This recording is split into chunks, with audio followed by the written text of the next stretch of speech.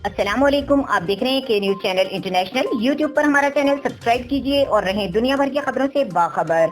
रुक करेंगे लाहौर का, जहां से रिपोर्ट कर रहे हैं हमारे नुमाइंदे इरफान खान। नायब सदर नून लीग मरियम नवाज का कहना है कि इलेक्शन कमीशन को कराची में मुतनाज़ा इलेक्शन के नताइज को रोकना होगा, क्योंकि यहाँ इलेक्शन चोरी हुआ है। पाकिस्तान मुस्लिम लीग नून की नायब सदर मरियम नवाज ने कराची ज़िमनी इंतखाबात के हवाले से रद्द-ए-अमल में कहा कि मुस्लिम लीग नून हार तब तक तस्लीम नहीं करेगी जब इसको हराया तो जाए। शेर का शिकार करना आसान नहीं रहा। शेर को हराने के लिए जो हथकंडे आपने आजमाए, इनकी दास्तान भी सामने आने वाली है। इंतजार फरमाइए और याद रखिए कि मुस्लिम लीग नून अपना और NA 249 के अवाम का हक वापस लेकर रहेगी। मरियम नवाज ने कहा कि इलेक्शन में शिकस्त अगर अवाम के फैसले की वजह से होगी तो सरे तस्लीम खम होगा, मगर बैलेट चोरी और धांधली से होने वाला हर फैसले का आखिर तक मुकाबला किया जाएगा। इस बारे में कोई गलतफहमी में ना